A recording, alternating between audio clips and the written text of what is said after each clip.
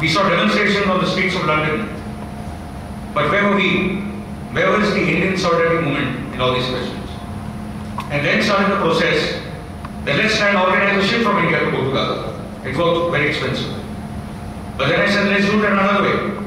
Let's plan a land caravan to Gaza. We are a land country of Satyagrahis and of Padyatris. We can march for 10,000 kilometers with a danda and a dhoti in hand. But for us to organize the ship was a bit beyond our comprehension at that stage. The second part was to get this movement out of the hands of foreign-funded NGOs. The third part was to get Dalit and OBCs involved in international questions. And the fourth part was to get Muslim activists involved in international questions. If you leave it to the Brahminical elements of the Congress, the BJP and the left, it is not going to work.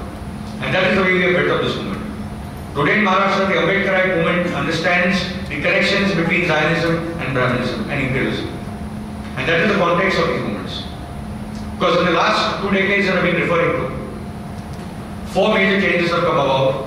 The 4 major broad changes that I would start with. The first is the alliance of interests between imperialism and Zionism. And in the Indian and South Asian context, the Brahminical alliance with the imperial Zionist project.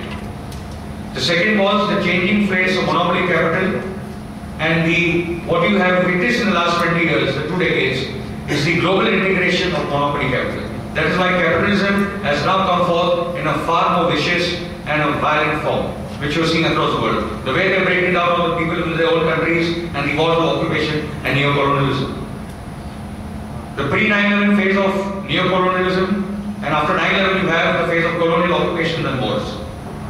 The third part was to divide the people of the world, and that was the use of Islamophobia, of creating hatred for Muslims and Islam.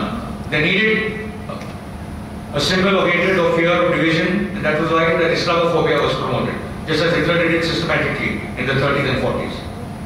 And the fourth part was of liberal democracies being reduced to corporate democracies.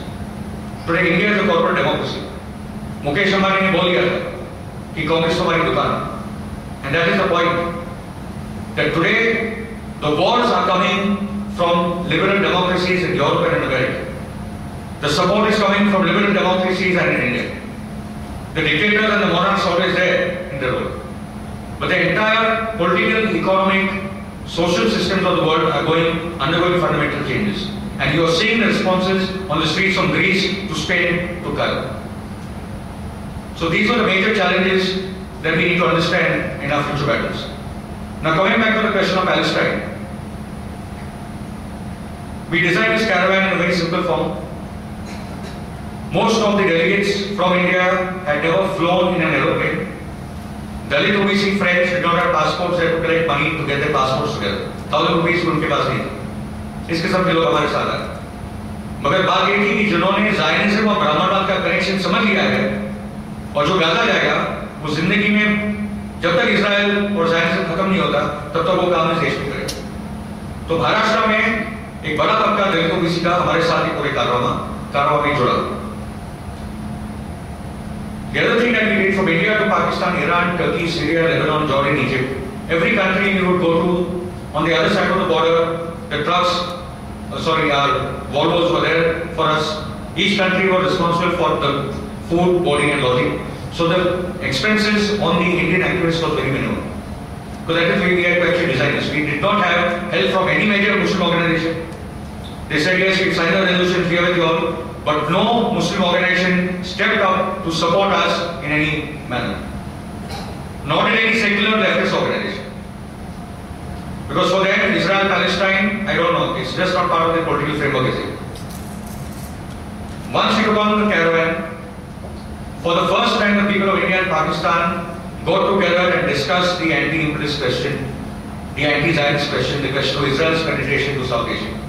You cannot have peace between India and Pakistan if you will not discuss the war in Afghanistan, the American forces in bases in Afghanistan, and the American penetration and the military bases in Pakistan. You just cannot do it. So for the first time, the Indian and Pakistani social movements, political activists got together and discussed the question of imperialism. Then we went into Iran, all the way from Zaidan, all the way to Tabriz, Qom, Tehran, Isfahan, and all the cities, right from the south to the north of Iran. We spent 10 days. We had meetings with members of parliament. The President Ahmadinejad came for our public university meeting. We were invited to the Parliament of Iran. At every city that we went, we were welcome as state guests. Because there is a culture of resistance in Iran, in Syria, in Turkey that we see. They understood the strategic importance of this caravan. So this was the first caravan that came in from the east, where 17 countries were part of the caravan. And for Israel, this was now a major problem. You had caravans from the west, from Europe, from the south, from Africa, North Africa, truly speaking, as well as a growing resistance within Latin America. But Asia was sleeping. And for the first time, from Japan, Indonesia, Malaysia, India, Pakistan, Iran, Turkey, Azerbaijan, Bahrain, Kuwait, Syria, Jordan, Lebanon, from all these countries, you had delegates that were coming. So this was a major strategic move on the part of the Indian people. And since 1947, there has been no coming together of the Asian people on the question of an entry into this struggle. That is why our political objectives, I'd like to enunciate out. The first was that yes, this was a humanitarian mission in terms of the aid that we carried. We had $1 million of the aid, food, medicines, milk powder, the generators that were required were not allowed in by the Egyptians. There's a lot of do's and don'ts that we have, but we carried on. I don't think we'll have the problem. Mubarak is going on. And the second part came that our political objectives were very clear. The first was that we are committed to the total liberation of Palestine with Jerusalem as its capital. The second was to end the siege of Gaza. The third was to call for the boycott of apartheid, Zionist, Nazi Israel. Yes, that is the state where Iran is. It's a Nazi state, it's an apartheid state, a Zionist state committed to an ideology of racism and occupation and ethnic cleansing, which Mahatma Gandhi's India, unfortunately, it's not Mahatma Gandhi, it's Sonia India, that's to be aligned with Israel. And the fourth, and that is very critical to the internal situation in the Asian countries, is that in each of the Asian countries, from Japan to the Koreas to Indonesia to Malaysia, in Southeast Asia, to South Asia, which we all are aware of, and West Asian condition, as well as Central Asia. In each of these countries, you have the increasing penetration of the Americans, of the Israelis, of the European Union, both with the corporate interests, military interests, growing, increasing military bases, military intervention.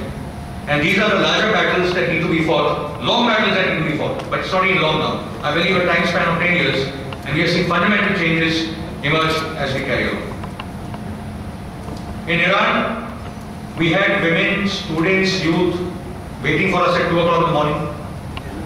There were students crying who knew they could not come along with us to Gaza because Mubarak had said no Iranians are allowed in this caravan. In Turkey, we've had the Kurdish people and the Turkish people together on the question of Palestine. We know there are problems in Turkey on the Kurdish question. But since the coming of the Islamist movement within and Erdogan's government in Turkey, there has been a change in the situation of the Kurdish people, for the better. So you had Kurds and Turks coming together on this entire question. In Damascus, we had the total support of the Syrian government because of Hafez Assad's government, apart from being what it is, but it does support the resistance in Palestine and very open, and the resistance in Lebanon as well. In Lebanon, we went for 2 days, and now the condition in Lebanon is not because of our caravan, but today there's a Hezbollah-led government in Lebanon. The situation is changing. The resistance forces are coming to power in each of these countries. And Gaza was the best of the lot.